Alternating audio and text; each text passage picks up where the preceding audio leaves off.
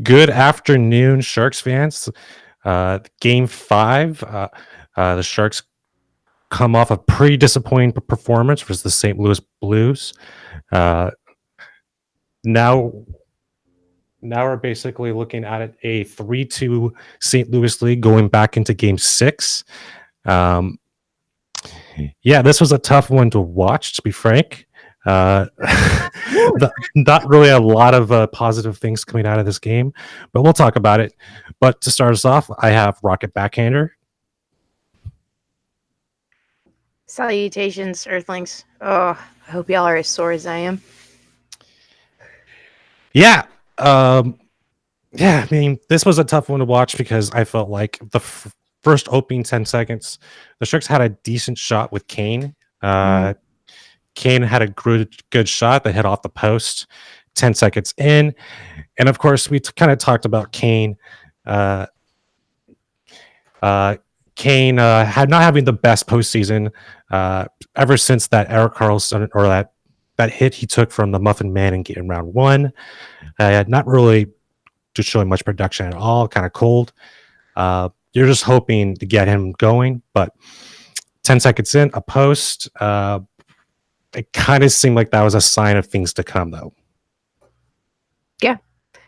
I think we kind of all knew that this wasn't going to be an ideal situation going into it just because Erik Karlsson's health was questionable. And it seems like if he's in the lineup while he's injured, it's not necessarily a case of, oh, he's injured, but he's still dangerous. It's more like, he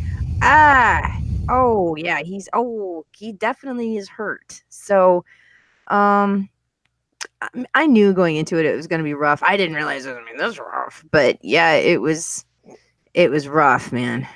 It definitely felt like Game 4 was a swing game. It felt like it went value for 2. Today's game, of course, started at 12 p.m. To get the NBC wide audience. Sharks are notorious for starting at slow starts on the East Coast.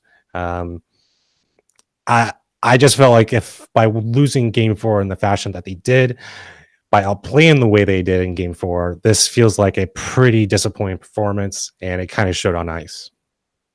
Well, yeah, like Sharks have never traditionally been up and around for matinee games. I'm pretty sure anytime they have to start, at noonish or like even at 1 or 2 in the afternoons, it's never. You always get sleepy Sharks first period. It's never a positive thing for them. And then less than 2 minutes later, Karlsson, player of today, I guess we assume, Karlsson turnovers the puck, mispasses it to Dylan, and then Karlsson gets in front of Jones to add it in front of the damage to screen for an early St. Louis Blues lead. This was not a good start at all, giving up the first goal. Especially on home ice.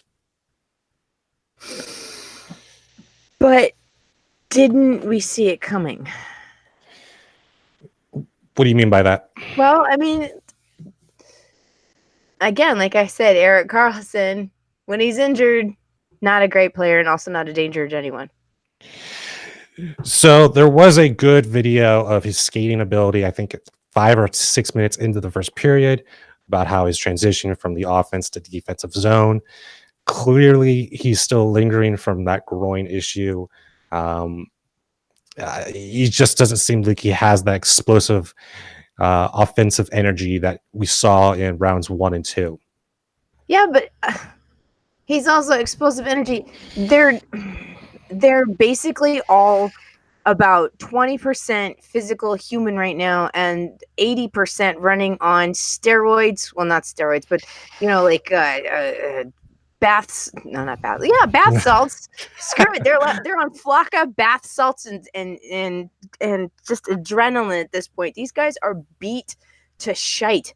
And no, it's not an excuse for playing like ass, but maybe it is playing like ass. Maybe if they're beat to shite and they got nothing left in the tank, I would, okay, listen.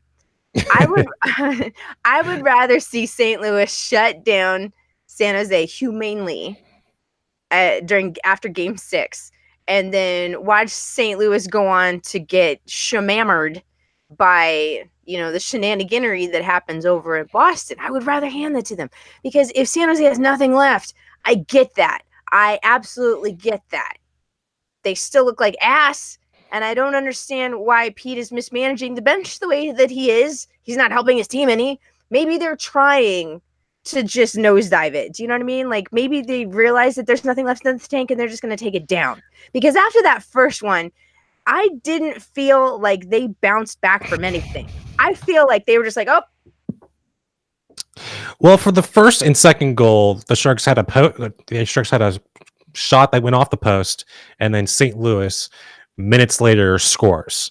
And so you're thinking, oh no. And to hit on your point about Erik Karlsson, this is the longest. I mean, the Sharks have played the most ice compared to anyone. The Vegas series, you got the 3 overtime games, you got the overtime in Colorado. This team has played a lot more ice compared to anyone else. And it's really showing in this series. Mm-hmm. But I think the real backbreaker, where I really saw the effort for the Sharks kind of dwindle. Martin Jones, you were good for 3 games, but come back, please.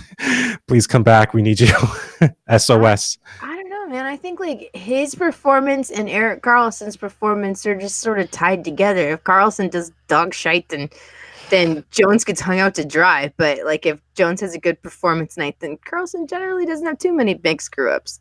I'm not saying the two are, of the like the same genetic material, but like I said, they're only 20% human at this point, so they might actually be sharing the same hemisphere of the brain. I get it. Yeah. But the second goal from Jones was really where I saw the effort kind of dwindle. You have a good shot from the point.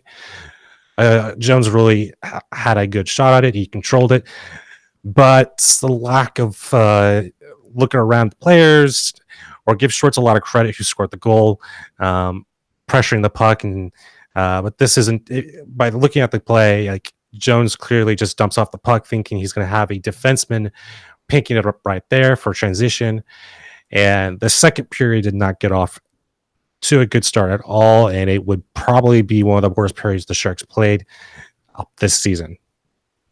I think that the whole game was probably the worst. What were the shots on goal? What were the shots in the second? So the shots in goal were 20 shots. The shots in the first, the Sharks actually led 11-4. Mm-hmm. I felt like the Sharks were, being consistent. They had a lot of offensive weapons to that game. But in the second, after the first period, the shots were 34-10 in favor of St. Louis. Uh-huh. And honestly, it really did show. I think Joe Thornton had the first shot in the second period, and that was 2 minutes in. And I'm frankly surprised we had 6 shots in the second period, because it looked like we had none. And you're looking for anyone really to step up. You're looking for Hurdle. You're looking for the bank. You're looking for the star players. But honestly, this is a pretty low shot game. Pavelski had 0 shots.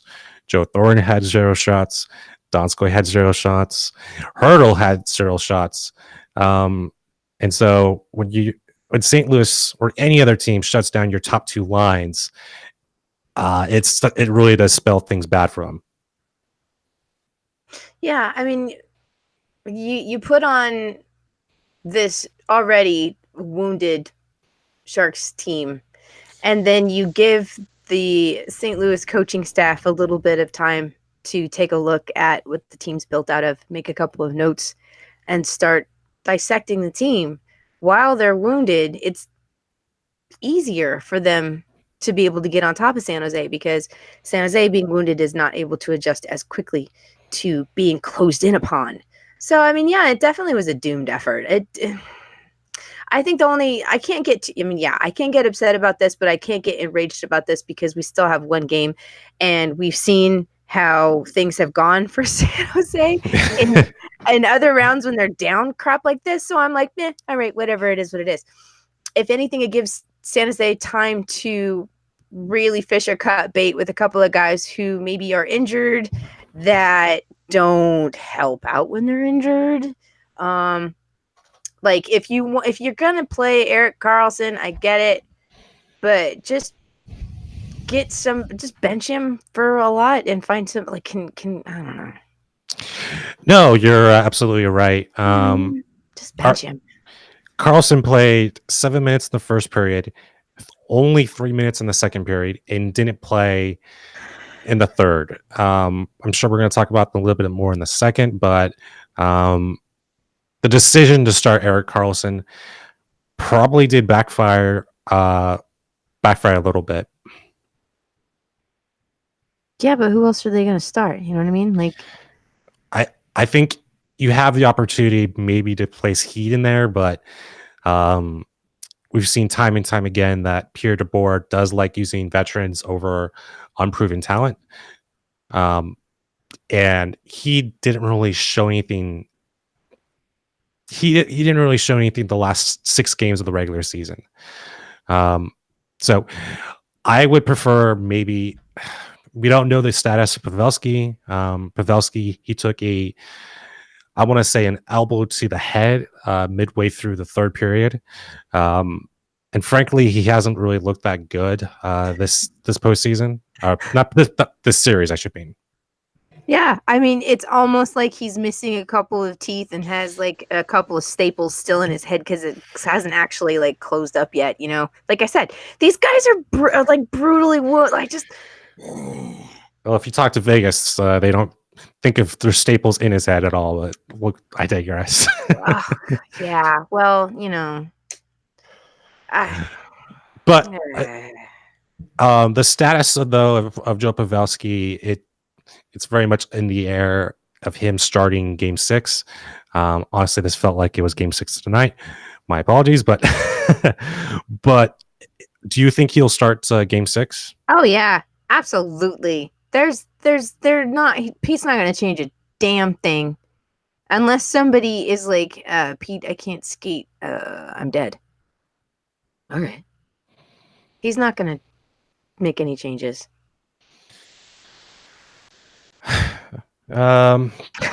Yeah, I mean, I can't really disagree with you at all. Yeah, he's not. Like, you know, he's still going to put the blender in, but when you think that he should make changes, he's not gonna. Because, I don't know, maybe he's scared of the devil that he doesn't. Maybe he's scared of the New Jersey Devils again. I don't know. I mean, at this point, it was 3-0 entering or exiting the second period. You had Vladimir Tarasenko with a shorthand with a penalty shot that beat Jones to close out the second period. You know, this was, for me, when I look back on that goal, that goal was more just a tiresome. That was more the Sharks not getting any offensive pressure for almost, I want to say, 10 minutes straight in that second period. And that was more of a factor of that penalty that Brent Burns did.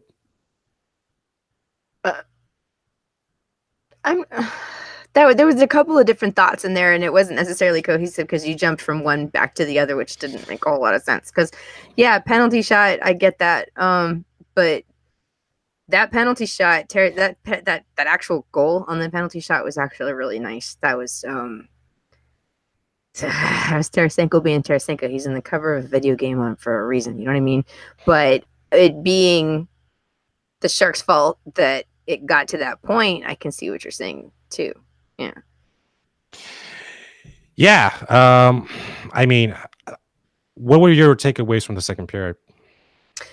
Second period has never been the Sharks' traditional strong period. And again, like I said, how things have been this postseason for San Jose, I tried to brush it off and figured that they would bring it in the last 10 minutes of the third period. Yeah. So there you go. In the second period, Sharks are actually in the second period, the Sharks are down 3-0. And it wouldn't get any better, to say the least. Jayden Schwartz adds on 2 more goals to make it to give himself a hat trick. Shorts, kind of the factor of tonight. What'd you take away from his fourth goal in the third period?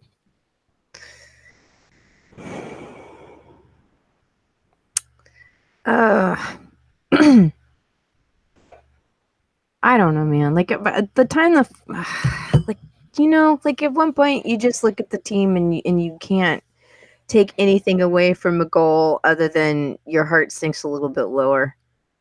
I mean, I'm not the kind of person where I get angrier and angrier. I mean, yes, I do. I get more irie, and I like want to find newspapers and rip them up and scream and yell. But I find that devoting that level of emotional energy towards something in the negative isn't necessarily conducive towards a happy life. And it also doesn't help the Sharks win. You know what helps the Sharks win? Go. Offensive production. And the Sharks didn't have anything to do with that tonight. None. I'm looking for you, offensive production. Hello? None. Nothing. So Shorts makes it 5-0, gives him a hat trick. I'm kind of just skimming through these goals because, frankly, the third period, the battle was kind of already lost. But do you kind of see any hope for Game 6 when the Sharks travel to St. Louis down 3-2? Yeah, I do, because this is actually, I think, where the team likes to be. Whether they, they do, because like they get in these bullshit corners they paint themselves into, and somehow they power out of it like gods. So and they lose to the crappy teams, and then they do this to themselves, and then they end up with like 2 fluky bounces. Some stupid crap like Kevin LeBanc will score 10 points in the next game, and it'll be glorious. Vlasic will drop the gloves. Like, it'll just be something weird like that, and the Sharks will glory through it. Like, that's Sharks hockey. That's what happens. And if it doesn't, if they completely implode again, like, whatever. Like, this isn't the first season that the Sharks have run out of steam before the end of a series, and it probably won't be the last. I just hope that everybody is, able to come back from their injuries stronger and better next year. And also maybe Pete just flies off into the Bermuda Triangle, never to be seen again. Yeah, I have to agree with you. I do think it's not really over until it's over, but I am worried though that the injury bug has caught up to the Sharks too much. Erik Karlsson has done a lot in this postseason. Your favorite person, Brandon Dillon, I don't know what's up with him. He only played for 14 minutes tonight, but he doesn't look like he's 100% healthy. What have you seen from Dillon? I haven't necessarily seen anything from Dillon other than him trying to keep Erik Karlsson from running out into oncoming traffic and getting hit by a bus. When you're that busy cleaning up after your partner, there's not a whole lot you can do to stand out other than yourself not get hit by traffic. He had a couple of good hits this afternoon. But like I said, if that hit was the highlight of this game, then I would be disappointed, and I think I am. It really was kind of the highlight of that game. Womp womp. Zero production on offense. Zero highlights at all. I think what I was mostly disappointed by is just the lack of fight in the second and third period. This team got handled pretty easily, and no one like Haley stepped up until it was like 3 or 4 minutes into the third period was over. But I mean, like at that point, it's just sort of what do they call that? It's a ceremonial gesture. Pretty much. Like, you knew it was worthless. Everybody knew it was absolutely worthless. It was just like, well, here I am. Salutations. I'm out. I mean, I was just kind of expecting Haley to do that. I mean, like the last time he did that was, of course, in the regular season when Haley dragged Reeves from the bench. I mean, this is the bad Reeves where he just takes stupid penalties. But at this point, it felt like an attitude set for Game 6. I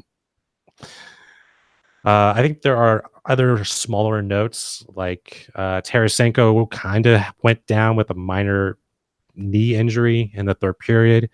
Kind of don't know the status of him, but he looked like he was playing the rest of the third period. Also, the person that Brandon Dillon hit also had a leg injury. He didn't really see much ice after that. So you have two key forwards from the St. Louis Blues who are currently hitting the injury bug, but not as bad as the Sharks. Yeah, that's true. Like I get it. Like there's a lot of other teams out there. Well, there's not anymore. It's just Boston and St. Louis, and they are, injured as well. But I'm not sure anybody on St. Louis is as beat up as, say, somebody like Joe Pavelski. Like, I'm sure they're powering through stuff. Don't get me wrong. I'm sure there's separated ribs and somebody's lost an eye socket and all sorts of junk. Great, but doesn't mean that they're as beat up as San Jose. Yeah, I have to agree with you. Yeah. Whatever. Like, it is what it is. You know what I mean? So the Blues are 1 for 7 on the power play, while the Sharks were 1 for 2. Or 0 for 2, actually. 0 for 2. They didn't score. No, they didn't. Did you find the officiating was lopsided at all, or was it just a lack of effort from the Sharks? I think it was a combination of everything. I know that as an official, when things get sloppy, it's difficult to start calling stuff because you start seeing a lot of stuff that is, again, sloppy, but then you need to... It's harder to find that line between penalty and not a penalty when things are sloppy. And when you're... I can't blame the officiating. I can't. Everybody's tired. Everybody's sloppy. This was a shit effort by San Jose. I don't know if I blame the team so much as I blame coaching. I really think that San Jose was miscoached. Like the combinations weren't going out against the right lines, and they were trying to avoid certain combinations. And in doing that against St. Louis, they brought in players against other players that they shouldn't have. Yeah. Now, do you think Peter DeBoer has been outcoached this series? Absolutely. Yes, 100%. Yes. Yeah, I have to agree with you on that. So we're about the midpoint through the show. This is your time. Make sure to subscribe wherever the button is. I believe it's the bottom right, wherever YouTube decides on this current day. Also, we're on Spotify, YouTube, iTunes, SoundCloud, and turn it in. Yep, we do this every single day, hopefully for 2 more or potentially 9 more, if we include the 4th round, if we get to that point. But make sure to subscribe. I do want to say, though, that I think going into Game 6 in St. Louis, it's going to be extremely tough. It's going to be a similar challenge to round 1 when the Sharks barely got a win on Easter Sunday. Mm-hmm. Yep. So I feel like it's that point of the time where keep your expectations reasonable. Don't expect a 4-0 payback, or I guess it would be 5-0 payback for the Sharks. But if we're going to go for payback here, okay, you have to remember it was 3 years ago on this date that San Jose shut out St. Louis. So if you want to talk about it, it's only fair that, we complete the circle, close the cycle, and move on. So that it's closed, it's done. Get on with it. We'll get there. Okay. Yeah, in case you didn't know, 3 years ago today. Yeah, my greatest fear, and if this is your time, your time, chat. If you want to get questions in, we'll get to them. But I feel like this is kind of St. Louis's year. They've shown all the signs. We, of course, beat them in 2016 on the road to the round 4. This does feel like it's their year. Everything seems to be lined up, just like the way it was for us 3 years ago. I wish I could say yes. I don't feel as confident in this team as I did 3 years ago. Just because they were such road dogs. They were absolute road dogs. They had the best away winning record in the league. They were strong, power. This team is inconsistent as goaltender interference. When they are powerful, they are powerful. But when they are bad, they are so bad. You can smell them from 4 zip codes away. And of course, Rocket, what is goaltender interference? I don't know. Nobody freaking knows. That's the thing. Yeah, I mean, yeah. So I mean, what would you rather have? Here's my question, and I mean, like, this is gonna. What would you rather have? Would you rather have San Jose somehow, by the grace of the hockey gods, eke through the rest of this series with St. Louis, and then collapse in 4 games in the finals, or would you rather, like, I'm not saying that they would collapse in the finals, but like, do you want to open that up? Do you want to open that whole, like, Sharks choked in the finals? Do you want to open that up again? Do we want to be the Buffalo Bills of every 3 years? Oh God! If you're the Buffalo Bills of every 3 years, then you're not the Buffalo Bills. Straight up and down. Okay. I guess my only 2 options are to lose and to lose. Yeah. So do you want to lose big or do you want to lose big? Honestly, if they're gonna lose, I would prefer if they lose in Game 6, not win Game 6, and then lose at home. I feel like that's the tougher pill. Yeah, it's extremely tough because if we get through St. Louis, Boston is a much better, they're much younger, and they're a much rested team when Game 1 starts, and that's going to be May 27th. So that would be 3 or 4 days after Game 7. Jeez. So there would be 0 rest time for your players like Pavelski, Donskoy, Carlson. Yeah. The groin that will never stop being a pain in the ass. Oh, the groin that makes me groan. I appreciate Erik Karlsson in playoff form when he is fully healthy. Not a fan of his, but by God, I love the playoff game. But when he's not healthy, it's so, like, it's painful. It's like Old Yeller just at the end of the movie when they take him out back, like that. It's painful. So would you shoot or would you keep Old Yeller alive? I don't know. I'd ask the trainers how much more drugs they could pump him full of, you know? At this point, I don't care. Just put everything in him. Just give him Skittles to Pez. I'll give him all of the trail mix. I don't care. Give it to him. What are they feeding Secretariat? Just feed him that. I don't care. Make him better, please. As you can totally see, we're at our fumes at this point. But here's the other thing too about like Boston having to wait so long for this series to be over. Is it going to give them rust? And so does it really matter about how hot they've been and how much of a tear they've been on? So I mean, even if San Jose does eke by St. Louis and they run into to Boston. Yeah. Boston might be frozen solid. Boston, you know? and the Sharks might prevail victorious. Oh, that would be glorious. Oh man, I can only hope that St. Louis is secretly more beat up than San Jose, and they're just hiding it better. Maybe they won't hide it as well next game. That's my optimistic outlook.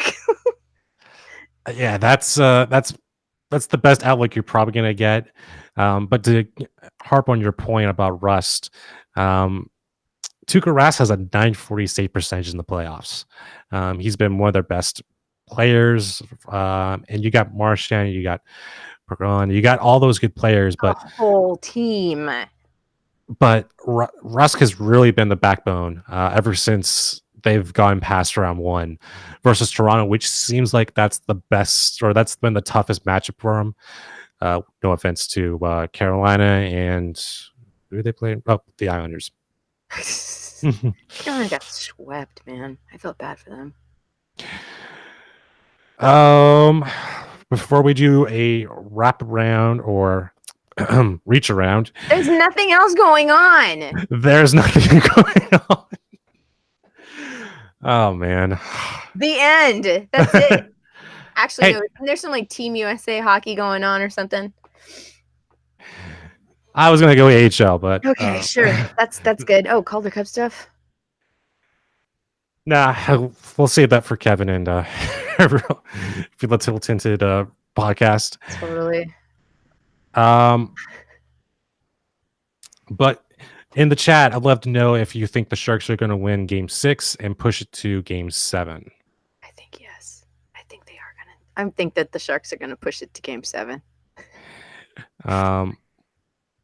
Is there any particular reason why, or you just biased? Well, I've read in the chat throughout this, I've seen it pop up that St. Louis is not necessarily the best at locking in a series. So there is still a chance. There's still a chance that we will be going to a Game 7. You know, I feel it. Maybe that's why I'm not super like enraged right now that I think everybody else is, because I know, I feel it. I feel it. Game 7. Now, is that just after, rounds 1 and 2 going to Game 7 that, it's like, no matter what, we're going to go to Game 7? This is just how it is. Yeah, it's peak Sharks hockey. Like, this is, somebody gets punched in the face, somebody scores in their own net, and then the goal gets retracted, and then somewhere Rafi Torres gets suspended for 53 games. This is Sharks hockey. This is the universe. It's going to Game 7. Sharks hockey can be a little bit depressing sometimes, right? A little bit? A little bit. I was being sarcastic here. Sharks hockey is the most boring thing ever. I think about Sharks hockey to go to sleep at night. Man, those are some effed up. But we're approaching the halfway.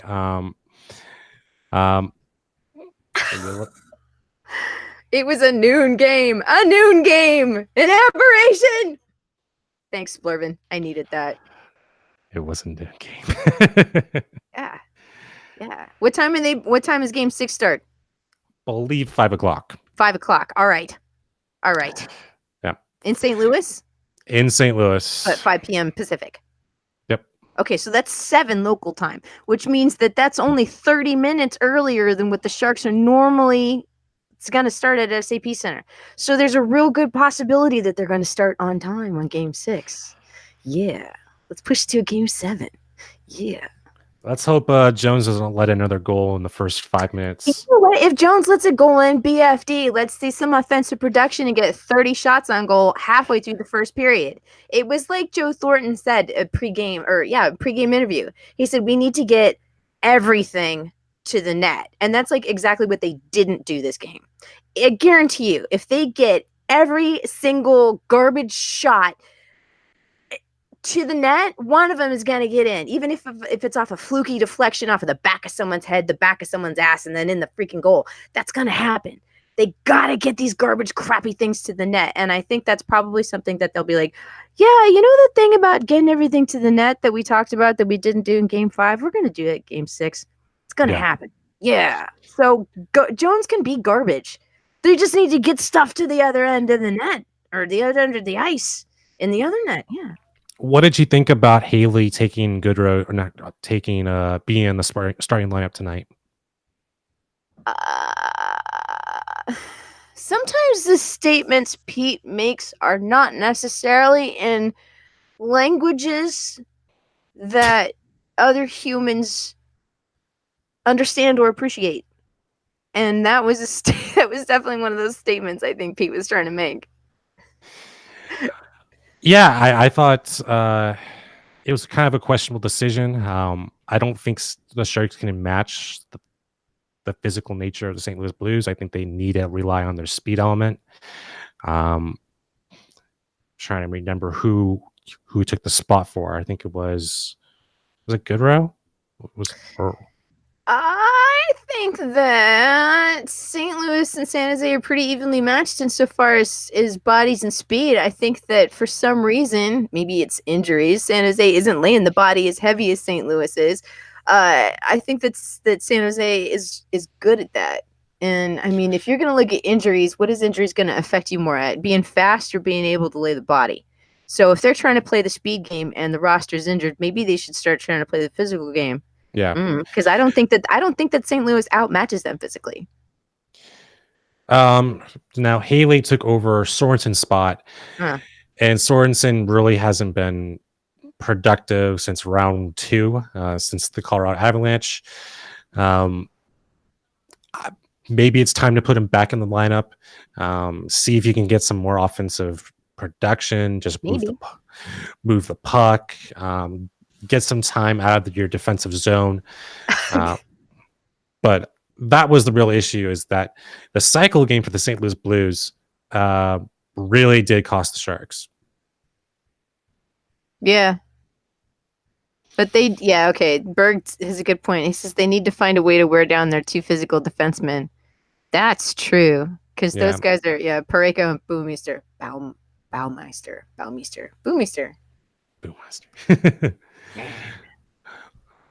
That's true. That's very true. How do you do that? How do you have like these 2 ridiculously like brute defensemen, and then you get half of your forward core to shut them down, and then what? Your defensemen just have to take up the slack of your forward core while they're shutting their defensemen down, and hope that their forwards aren't as good as shut. Well, okay. Yeah. Okay, we definitely need a healthy Erik Karlsson for this if we're going to get that done. So A012345, he says he a forward now. No, I won't entertain that, but I do think double shifting Brent Burns, potentially in the second and third periods as a forward option, is maybe something you look into if you start 7 or you have 7 defensemen in your lineup. No. So you want to go 7 defense at all? No. Even any reason? Not if I'm Pete DeBoer. Pete DeBoer has absolutely no reason to do that. Not with the level of drugs that he's on. I mean, after seeing tonight's game and just seeing how limited offensive shots or good shots were at the net, I'm willing to try anything. And I know this is not maybe the best time to do that, but being down 3-2, but if your third and fourth lines aren't giving anything or actually costing you games, St. Louis's fourth lines have been the factor of this series. Maybe you look into pushing more ice, getting more offensive weapons. Maybe, but I mean, if we're also up to trying anything, I mean, there's a couple of really good spots in Santa Clara for hot yoga. That they could, get together, take a class, focus, relax, just energize themselves. As a group, they could go shoot some hoops and go-karts, catch a movie. They've done that before too, right? So it doesn't necessarily have to be outrageous roster changes, double shifting people, and all that other junk. Let's just have them all go to Great America and get their hair braided. I mean, it would be just as wild as this playoff season has been. If it works, it's not weird. So we're just about 5 minutes away from wrapping this up, but AJ Strong's writes, PDB will go 7 defensemen next game. He admitted post-game he should have done it in this game. Oh, Jesus, Pete. Wow. Is that like saying, the NHL gave us an apology? Like, it doesn't do us any good now. So I'm kind of looking over I'm kind of looking at his post-game comments now. If he does admit he should have gone 7, I wonder if he's kind of considering putting Eric Carlson as a forward just because he sees maybe he's more of a liability. And frankly, he's kind of always been a liability at defense, but an extreme liability with his groin issue. No, I don't think so. I think he's going to continue to expose him and allow Eric Carlson to play. However, Eric Carlson sees fit to play as long as Eric Carlson says he's okay to play, regardless of what the eye test says. Yeah. Yeah. Yeah, I have to agree with you, but it's going to be extremely interesting what the pregame warm-ups lineups are. Usually that's a pretty good indicator of how much time or what the plan is with Eric Carlson. I want to know, is it too late to get Chris Tierney in? I think maybe we can change his name to Mikkel Bakker. I don't know. I don't know. Yikes. Christian Ehrhoff. That's okay. That's okay. We're going to take it to game 7, damn it, because Sharks are like this. I don't know how Pete's going to manage to screw something up, but it's okay. We'll figure it out. Sharks just need to stop doing stuff. Stop doing whatever it is you're doing. And they need to just start getting back to play their game. Because like the statements that the players give are pretty smart. They're without being too ambiguous and vague. They really do have an identity towards what they know that their game is and what they know that they can play to. I don't feel that the 60 minutes that we saw tonight, this afternoon, was indicative of or reflective of what they know that their brand is. So I look forward to game 6. The Sharks have like kicked themselves in the ass and St. Louis kicked them in the ass too, to be like, all right, that's it. We need to get back down to our brand. So I want 60 minutes of Sharks brand hockey. That's it. And I think this is a good spot to leave us off at. Yeah. Let me get the graphic going. Once again, this is game 5. Not the best game right now, or not the best game tonight. Potentially one of the worst efforts this season from the San Jose Sharks. But Rocket, where can they find you at? Oh man, you can't find me anywhere. I'm exclusive. No, I'm kidding. You can go find me on Twitter. It's capital R, capital B, little Backhander 76, R Backhander 76. Yeah, don't get snooty with me. Also, you can check out pictures of stuff that I take photographs of. Instagram, Rocket Backhander, all lowercase, one word. Again, don't get snooty with me. Yeah, and you can find me at Twitter, Al Martinet. I hope that we're here for game 6, game 7 back at the tank, but I do know it's going to be a tough battle. I do hope Gloria doesn't play 14 times like in St. Louis, potentially on Tuesday, I believe it is. Whatever, dude. Like, you know what? It sucks being on the losing side of that, but I mean, like, I can't get salty. Because, like, if it was on the other foot, I would be like, no, play the crap out of that. And it's not hateful towards the other team. It's not being like, y'all suck. You suck. It's your fault. He. Look at you, losers. Like, they're celebrating themselves.